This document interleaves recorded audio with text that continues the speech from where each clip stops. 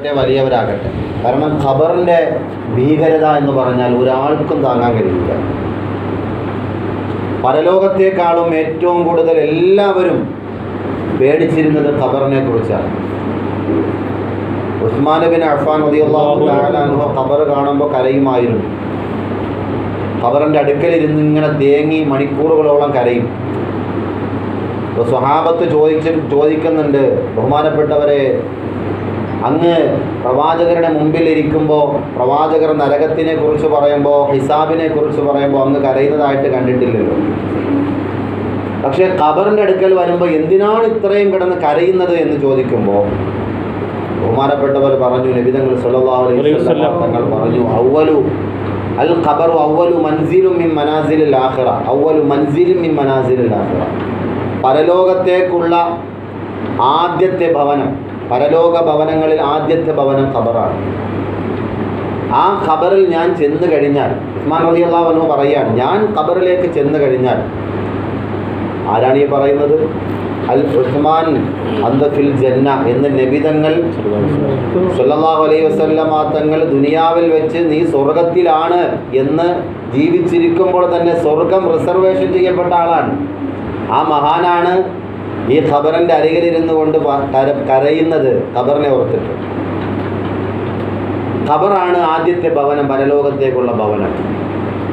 എനിക്ക് ഏറ്റവും വലിയ വേദന തോന്നുന്നത്, ഞാൻ കരയുന്നത് ഈ ഖബറിലേക്ക് വെക്കപ്പെട്ട് കഴിഞ്ഞാൽ നാളെ പരലോകത്തെ ചെല്ലുമ്പോൾ ഒരുപാട് ആളുകൾ ഉണ്ടാവുമല്ലോ, കോടാനുകോടി ആളുകളുണ്ടാകും. പരലോകത്തെ ചെല്ലുമ്പോൾ മഹ്ശറയിൽ അപ്പായും ഉമ്മായും പ്രവാചകന്മാരും സ്വഹാബത്തും ഔലിയാക്കന്മാരും എല്ലാവരും ഉണ്ടാവുമല്ലോ, കോടിക്കണക്കിന് ആളുണ്ടാകും.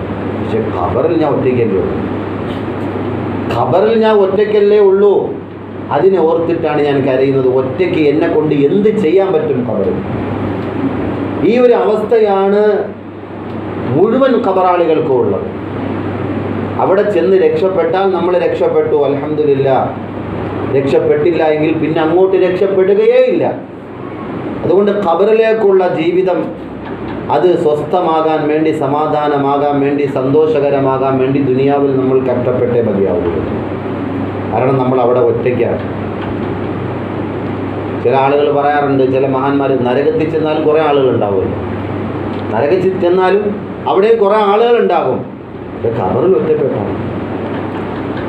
ഇതേ ഒരു അവസ്ഥയാണ് നമ്മുടെ വീട്ടിൽ നിന്നും നമ്മുടെ കുടുംബത്തിൽ നിന്നും മരണപ്പെടുന്ന ഓരോരുത്തരും മരണപ്പെടുമ്പോൾ അവർ ഖബറിൽ കിടന്നിട്ട് നമ്മളോട് കിടന്ന് വിലപിക്കും. നമ്മൾ കാണുന്നില്ല, നമ്മൾ അതിൻ്റെ ഖബറിൻ്റെ അരികിലൂടെ പോകുമ്പോൾ യമുറു അഖാരിബി ജനബാത്തി ഖബരി കഅന്ന അഖാരിബി ലം യഅരിഫൂനി. എടാ പൊന്നു മോനെ, പൊന്നു മോളെ, നീ ഖബറിൻ്റെ അരികിലൂടെ പോയിട്ട് എന്നെ എന്തേ നീ മൈൻഡ് ചെയ്യാത്തത്? ഖബറാളികൾ നമ്മളോട് ചോദിക്കും. നമ്മളിതുവരെയും കേട്ടിട്ടുണ്ടോ? നമ്മളൊരു സലാം പോലും നമ്മൾ പറയാറില്ല. ഒരു സലാമിന് വേണ്ടി ഖബറാളികൾ നമ്മളോട് യാചിക്കുകയാണ്. നമ്മുടെ വാപ്പയാണ് യാചിക്കുന്നത്, നമ്മുടെ ഉമ്മയാണ് യാചിക്കുന്നത്. ദുനിയാവിൽ വെച്ച് നമ്മളോട് ഇതുവരെയും ഒരു പൈസ പോലും ചോദിച്ചിട്ടില്ല. അവർ ഖബറിൽ കിടന്ന് നമ്മുടെ ഒരു സലാമിന് വേണ്ടി, നമ്മുടെ ഒരു ദുആഇന് വേണ്ടി ഒട്ടിക്കരഞ്ഞ് ദുആരക്കാണ്. അവർ കിടന്ന് യാചിക്കുകയാണ്, മോനെ, ഈ ഖബറിൻ്റെ ഭയാനകരമായ അവസ്ഥ എനിക്ക് താങ്ങാൻ കഴിയുന്നില്ല. ഇവിടെ നിന്ന് രക്ഷപ്പെടാൻ എനിക്ക് എന്തെങ്കിലും നീ ചെയ്യണം. ഒന്നുകിൽ പള്ളിക്ക് ധർമ്മം ചെയ്യും, പള്ളിക്ക് ഹദിയകൾ കൊടുക്ക്, മദ്രസയ്ക്ക് എന്തെങ്കിലും കൊടു, എന്നെ രക്ഷപ്പെടുത്ത്. ഖബറാളികൾ ഓരോ ദിവസം കിടന്ന് നിലവിളിക്കുകയാണ്. ഈ നിലവിളി നമ്മൾ കേൾക്കുന്നില്ല. നാളെ നമ്മൾ മരണപ്പെട്ട് കഴിഞ്ഞാൽ നമ്മുടെയും അവസ്ഥ എന്താണെന്ന് നമുക്ക് ആർക്കും പറയാൻ പറ്റൂല. പടച്ചവനായ തമ്പുരാൻ നമ്മെ ഏവരെയും അനുഗ്രഹിക്കുമാറാകട്ടെ. സന്തോഷകരമായി മരണപ്പെടാൻ അള്ളാഹു ഭാഗ്യം നൽകി അനുഗ്രഹിക്കുമാറാകട്ടെ. അതുകൊണ്ട് മരണപ്പെട്ടവരെ നമ്മൾ ഓർക്കണം. അത് ആണ്ടിന് മാത്രമല്ല, എല്ലാ ദിവസവും ഓർക്കണം. പ്രത്യേകിച്ച് കുടുംബാദികൾ, അവരുടെ മക്കള്, മരുമക്കള്, ചെറുമക്കള്, അവർക്കൊക്കെ വേണ്ടി വലിയ ത്യാഗം സഹിച്ചവരാണ് മാതാപിതാക്കൾ. എല്ലാ ദിവസവും ഓതണം. ഒരു ഫാത്തിഹ എങ്കിലും ഓതിയിട്ട് അല്ലാഹുവേ എൻ്റെ വാപ്പാരുടെ ഖബറിടത്തിലേക്ക് നീ എത്തിച്ചു കൊടുക്കണേ. അവർക്ക് എത്തും, അത് ഉറപ്പാണ്. ഇനി നമ്മൾ എന്തെല്ലാം സുന്നത്തായ അമലുകൾ ചെയ്താലും അല്ലാഹുവേ ഇതിൻ്റെ പ്രതിഫലം എൻ്റെ വാപ്പാക്കൂടെ എത്തിച്ചു കൊടുക്കണേ എന്ന് പറഞ്ഞാൽ നിയത്ത് ചെയ്താൽ അതിൻ്റെ പ്രതിഫലം അല്ലാഹു എത്തിച്ചു കൊടുക്കും. നമ്മളിപ്പോൾ നിസ്കാരത്തിന് ശേഷം സുബ്ഹാനല്ലാഹ് 33 പ്രാവശ്യം ചൊല്ലുന്നുണ്ട്, അൽഹംദുലില്ലാഹ് 33, അല്ലാഹു അക്ബർ 33. അത് നമുക്ക് വേണ്ടിയാണ് ചൊല്ലുന്നത്. പക്ഷെ നമ്മൾ അല്ലാഹു ഈ ദിക്റിൻ്റെ പ്രതിഫലം ആർക്കൂടെ എത്തിച്ചു കൊടുക്കാൻ വേണ്ടി നമ്മൾ നിയത്ത് ചെയ്യണം? പറയും മാതാപിതാക്കൾ മരണപ്പെട്ടവർക്ക് വേണ്ടി നിയത്ത് ചെയ്താൽ അതിൻ്റെ പ്രതിഫലം അള്ളാഹു എത്തിച്ചു കൊടുക്കും. നമുക്കും പ്രതിഫലം ഒട്ടും കുറയത്തുമില്ല.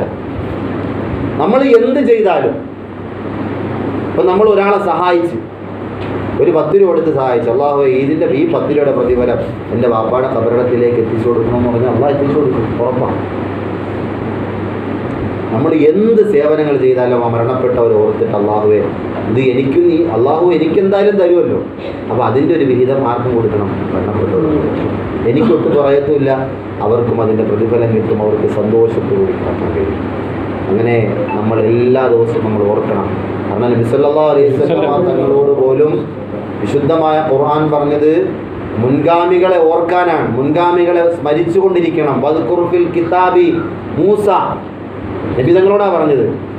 വദ്കുർ ഫിൽ കിതാബി ഇബ്രാഹിം, വദ്കുർ ഫിൽ കിതാബി ഇസ്മാഈൽ, വദ്കുർ ഫിൽ കിതാബി ഇദ്രീസ്, വദ്കുർ ഫിൽ കിതാബി മറിയം റളിയല്ലാഹു അൻഹാ അലൈഹിസ്സലാത്തു വസ്സലാം.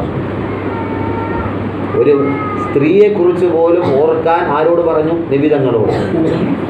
അപ്പോൾ മുന്നോറുകളെ സ്മരിക്കുക, അവരെ ഓർക്കുക, അവരുടെ ജീവിതത്തെക്കുറിച്ച് പറയുക, നല്ലതിനെക്കുറിച്ച് പറയുക, അവർക്ക് വേണ്ടി ദുആയിരക്കുക, ഇതൊക്കെ ഖുർആൻ കൊണ്ട് സ്ഥിരപ്പെട്ടതാണ്.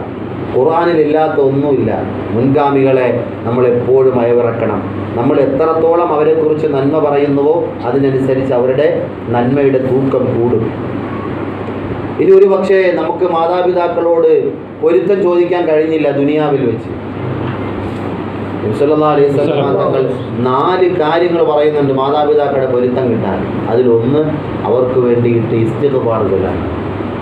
അവർക്ക് പാപമോചനം നടത്തിയാൽ നിനക്ക് ദുനിയാവിൽ വെച്ച് അവരുടെ പൊരുത്തം കിട്ടിയിട്ടില്ലെങ്കിൽ, പൊരുത്തം ചോദിക്കാൻ പറ്റിയില്ല, നമ്മൾ വേറെ എവിടെ ആയിരുന്നു, വാപ്പ അങ്ങ് മരണപ്പെട്ടു പോയി, വാപ്പായെ നമ്മൾ ഉപദ്രവിച്ചു, ഉമ്മയെ നമ്മൾ ഉപദ്രവിച്ചു, പക്ഷേ പൊരുത്തം ചോദിക്കാൻ പറ്റിയില്ല. ആ പൊരുത്തം കിട്ടണമെങ്കിൽ ഖബറിൽ കിടന്നാലും അവരുടെ പൊരുത്തം കിട്ടണമെങ്കിൽ നബി തങ്ങൾ 4 കാര്യങ്ങൾ പറഞ്ഞു. അതിൽ ഒന്നാമത്തത് പാപമോചനം ഇരക്കലാണ്. അള്ളാഹു നമ്മുടെ മരണപ്പെട്ടു പോയ എല്ലാ ഖബറാളികൾക്കും അള്ളാഹു മഗ്ഫിറത്തും റഹ്മത്തും നൽകി അനുഗ്രഹിക്കുമാറാകട്ടെ. സ്വർഗം നൽകി അനുഗ്രഹിക്കുമാറാകട്ടെ.